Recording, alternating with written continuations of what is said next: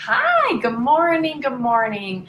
Welcome to me time. So everybody needs a little me time, and I want to acknowledge you for taking some time out of your day today to spend a few minutes here in me time for yourself. So today is Wifey Wednesday me time, with me, love coach Heather Hundhausen, and as a powerful world-changing woman, I know that catching a little time for yourself can really be a challenge sometimes, and I promise to deliver big info today that's going to support you in bringing peace to your home. So I like to guide women like you who are between really needing to be in control and really wanting to surrender so that you can create more of your own light, which of course influences the rest of the world because you're bringing your light to everyone else. So I want to show you how to do that in your own home today. And so we're going to be talking about how to keep the peace with your spouse when you're upset. So think of how triggered you get when you're upset with your spouse. Hi, Reagan. Hi. Thank you for joining me. Think about how triggered you get when you get upset with your spouse. Like, I know that for me, sometimes when I get triggered, it's like, wow. So how does it affect your entire day? How does it affect your relationship with the rest of your family? Don't you just want to strangle him sometimes? You know, like sometimes just hearing them breathe can be annoying when you're triggered. You know, when we're not connected and in love and feeling open, when we're feeling closed and restricted and trying to control things, like people can really trigger us, and that can just set your whole day off. So don't you want to know how, what you can do so that you don't have to lose peace in your home? Yes, Megan says yes.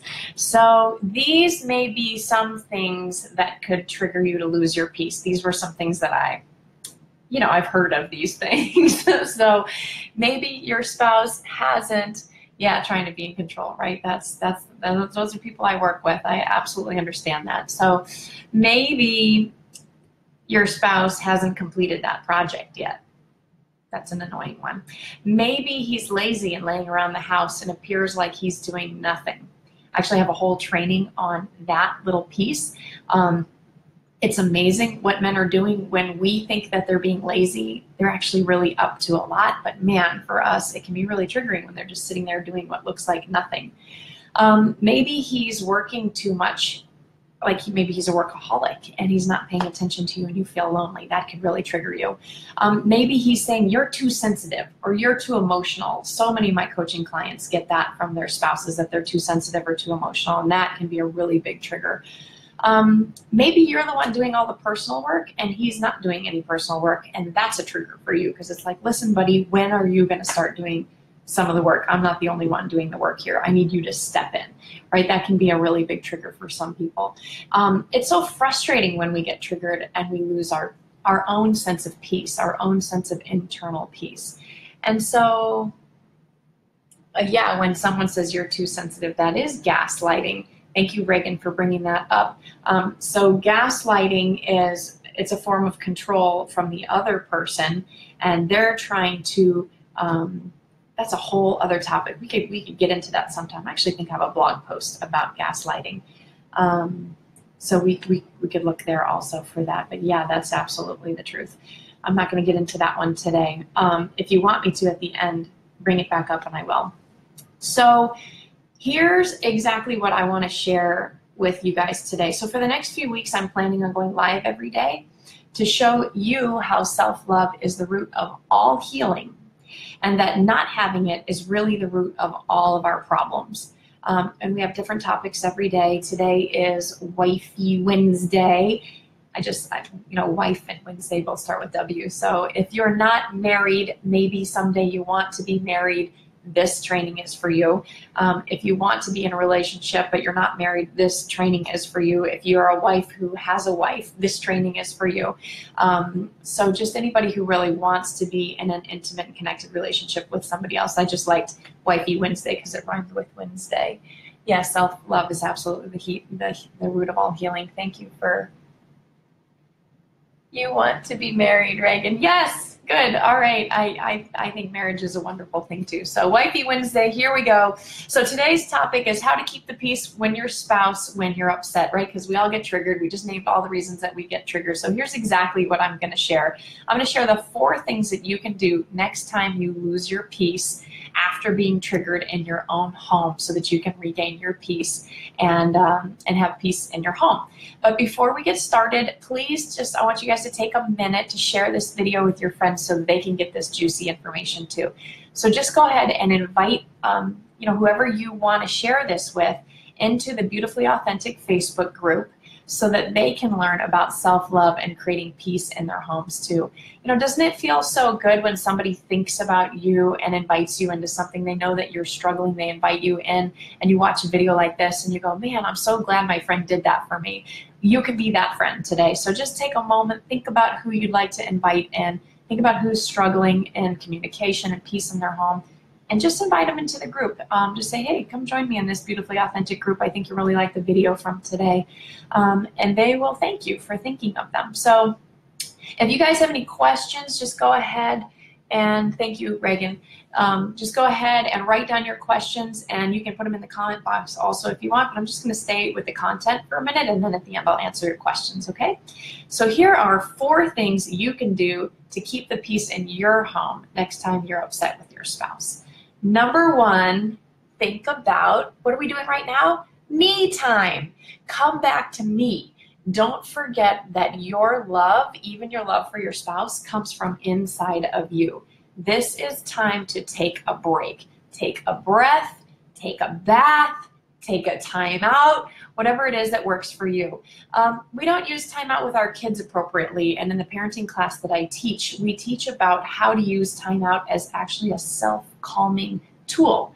And we're teaching our children how to calm ourselves down when we're in the middle of something disturbing or upsetting, and we teach them how to look at, how am I responsible for what happened?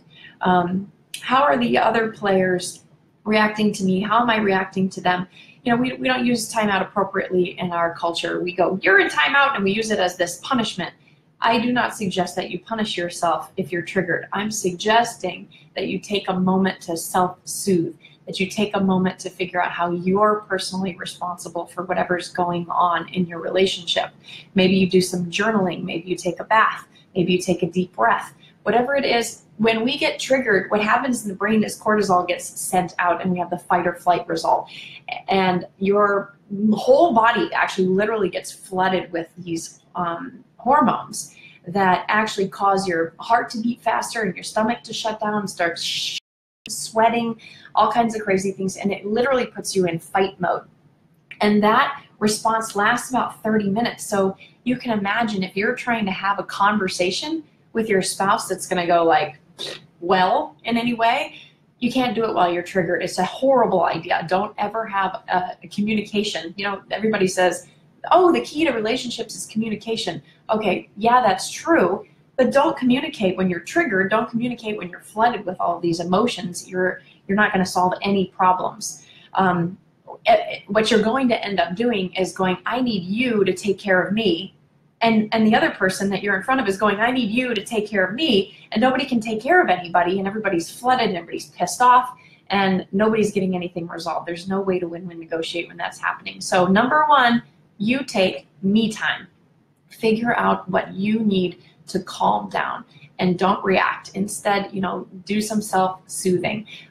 For me, like my personal example for this, number 1 of taking me time is if somebody does something to trigger me, I feel it in my body and I go, oh God, I'm triggered. I feel it. I'm aware of that now.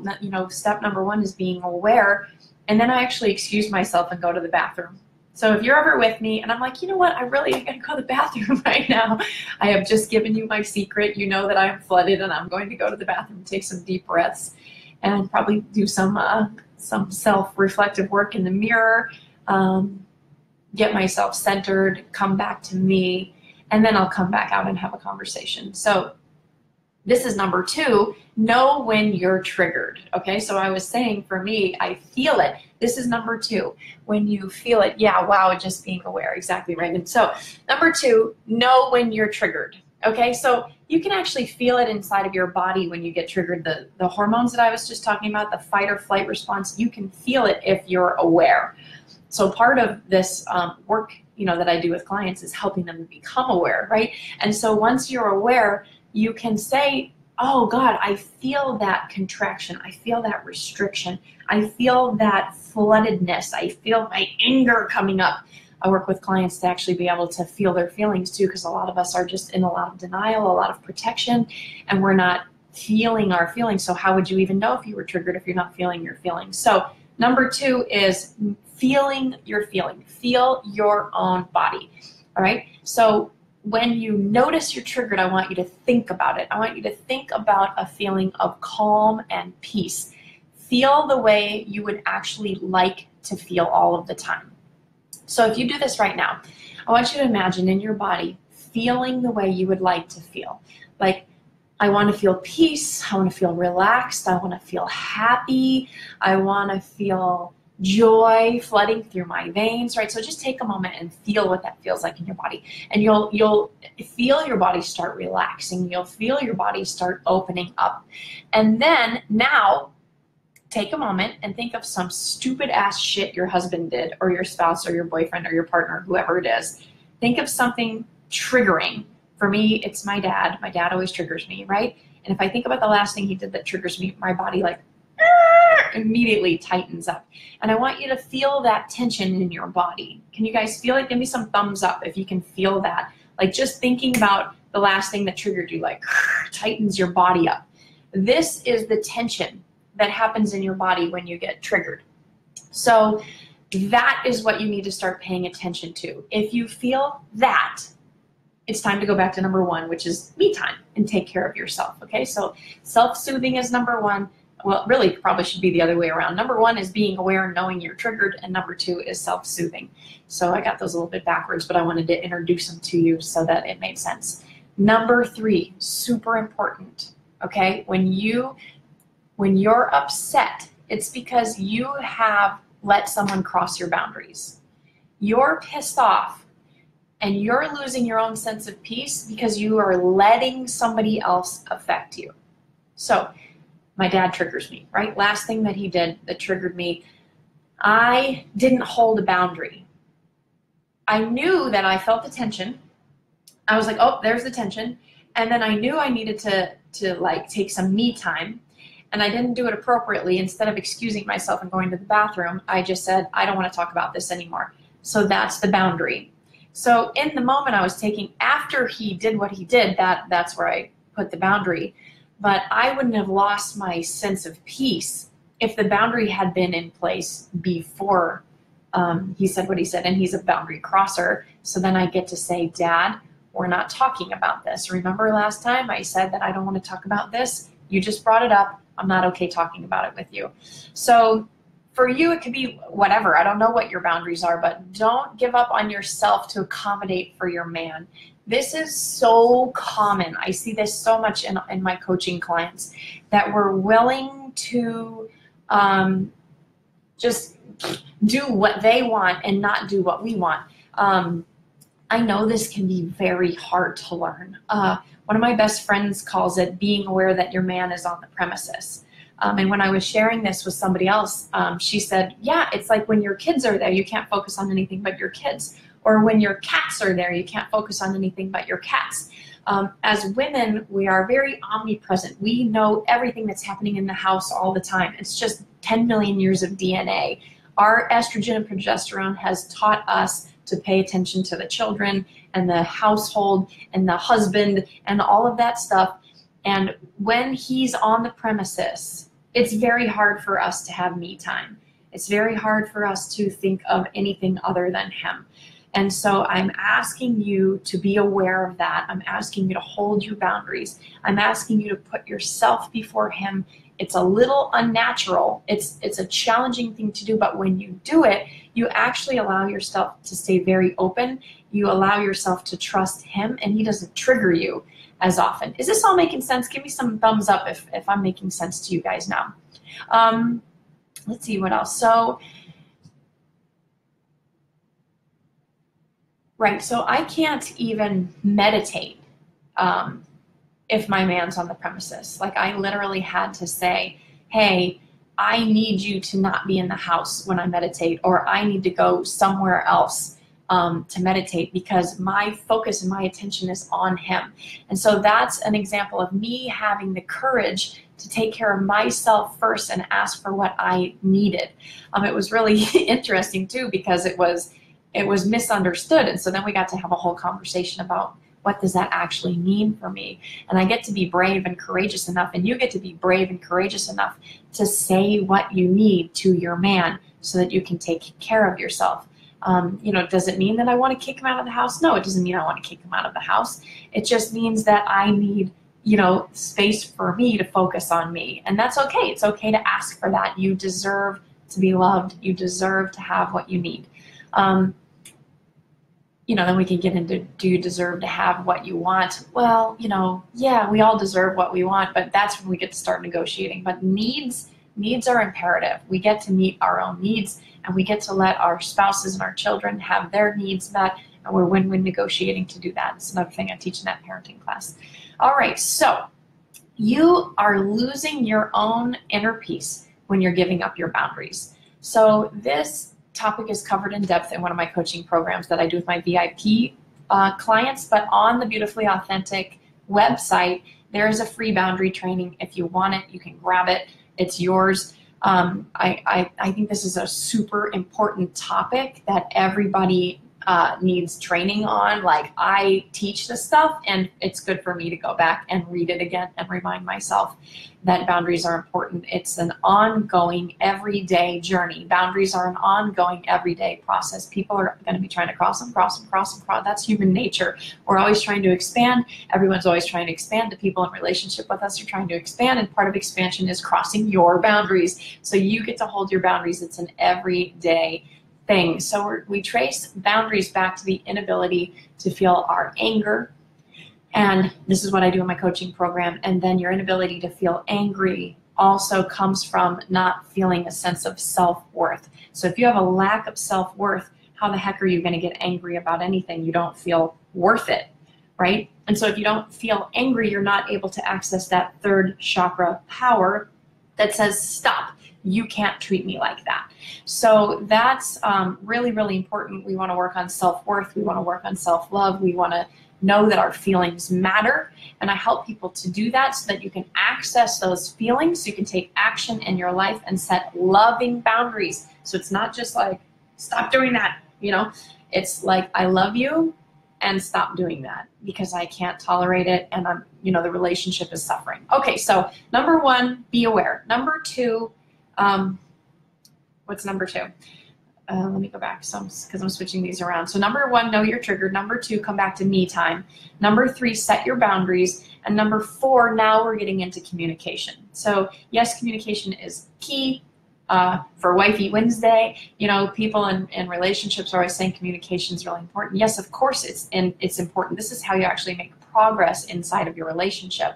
And so many people screw up relationship, and they think that relationship is what's needed to make it, communication is what's needed to make relationship work. That's wrong. What you need is self-love. What you need is to know yourself. What you need is to know what you need, what triggers you, and how you can calm yourself down. And what you need to know is what your boundaries are and how to set them. And then, and only then, is communication effective. So don't go trying to communicate when you're triggered. I promise it's not going to work. You need to know you before you can try to understand someone else. And this is really what a coach is really great for, helping you figure out who you are so that when you head into your relationship, you already know where you're centered, where you're grounded, and you can actually hear the other person. So often we don't feel heard in our relationships. And so you get to start, oh yay, they're doing the Vaughn. So I hope that doesn't bother you guys. So what was I saying? So often we don't feel heard in relationships. You get to start by hearing you. Have you heard your own story? So think about last time you went into like an argument or a discussion or a fight, however you like to describe that, with your partner. Had you even heard yourself first? Did you even know what was important to you? Had you worked out the details inside of yourself? Did you figure out what went wrong for you? This is the juicy stuff that a coach is awesome for, right? Because your coach can help you to take the time to work through all of that so that you know what's good for you and you feel heard by you. And then you can actually take it to your partner. And my kitty cat is here. She's letting me pet her. So it doesn't really matter if your spouse hears you. I know that that's probably going to trigger some people because it's like, I just want him to hear me. He doesn't listen to me. Okay, really? The problem is you're not listening to you. You don't know what you need. You're not getting your own needs met. And you don't know how to effectively communicate what you need to him. You're just expecting him to take care of all of that. That's generally what happens in relationships. That's what I've noticed with a lot of clients. And once you know what you need, then you can effectively ask for it. And your man wants to make you happy. He actually really wants to give you what you need. So if you head into the conversation going, well, you're a jerk because you didn't do this and you don't take care of me and you, whatever. You're not asking for what you need. You're criticizing your spouse. You're blaming your spouse. You're taking all that tension and throwing it on someone else, which we do. You know, we're human. We all do that. It's just not effective. So what matters is you set boundaries, you ask for what you need, and you make agreements that together so you can move forward together. And that what's really important here is that when you do this, you take the me time. You're aware of your own tension. You're releasing your own tension by handling yourself. You're listening to yourself. You're knowing your boundaries. You're setting your boundaries. When all of that happens, that's how you create a healthy relationship. And then you can have communication. Now, if you're doing all of that and you're setting your boundaries and your person is still crushing your boundaries, that's probably something to look at. That's probably not a healthy relationship. The person that you're in relationship with is probably not supporting you. But we can't say that until we know if you know what your needs are. You're asking effectively for your needs. You're setting boundaries. You're being loving. You're creating the nest. You're creating safety. You're creating trust. When you're doing all of that and he's still being a big F you, that's a problem. But if you're doing all of your boundaries and you're figuring out what you need and you're coming to him like that, men are so responsive to this and they want to make you happy. And holding your boundaries is important. And this is where peace is made because you're getting what you want and he gets to make you happy and you're holding your boundaries and you're not like all over the place as this big chaotic mess, wondering why you're so triggered and upset all the time. Everything makes sense. You know who you are. You know what you love. You know what you need. You love yourself. You've heard yourself. You're feeling loved by your partner. You're communicating effectively. You're creating win-wins. You're creating agreements. You're both holding your agreements. You're making each other happy. This is how we make peace. It's actually really easy once you learn how to do it. And you can do this with your kids too. So if anybody has any questions, this is a great time to throw them in the chat box. And let me just recap the pointers really quick. So number one,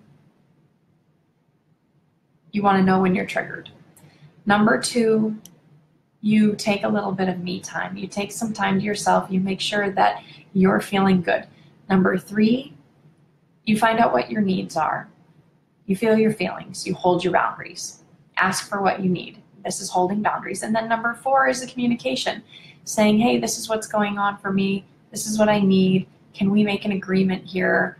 Does this work for you? And that's how we make peace in our house. So I don't see anybody asking any questions right now. So who wants homework that you can work on tangibly to actually make this happen in your life, like starting now? Okay, so quickly before I do that, don't forget to invite your friends and family to subscribe to Beautifully Authentic on YouTube. I got a Beautifully Authentic Facebook group that you can join. We're getting very active in there. And then, come and play with us. So the homework is practice feeling what it feels like in your body when you get triggered, right? So this is really step number one. The first step is awareness. Give yourself, so play with this. Give yourself triggers. Like, give yourself the opportunity to be triggered so you can experience it. so you can see what it feels like in your own body when you're triggered. So you can feel what it feels like in your own body when it gets shut down, when you get shut off, when it starts to close up. I want you to play with this, okay? Let it be your guide. It's the first step to knowing how to do things differently than the way that you're doing them. Awareness is the first step. Releasing that tension inside your own body is the first step, because when we can learn how to do that, we don't put it on other people with blame or criticism. And that's one of the 4 horsemen of the apocalypse, according to John Gottman, who studies relationships for like 25 years. This guy's like a genius. So blame and criticism, bad. Don't ever do it. That comes from not experiencing your own tension in your own body and handling your own emotions. It's from that tension and trying to get rid of it by throwing it onto somebody else. So, of course, if you're wanting more information on exactly how to do this right now, you can work with me one-on-one. I am going to be creating workshops over the summer, but that's kind of a long way away for teaching self-love, and I will be offering a self-love online workshop in a few months, but that's not here right now. So if you're ready right here, right now, contact me. I'd love to work with you. I appreciate you. Thank you for being here today. Thank you for taking time out. Thank yourself for taking some me time so that you can learn how to create peace in your home. My mission on earth is to create peace in every family.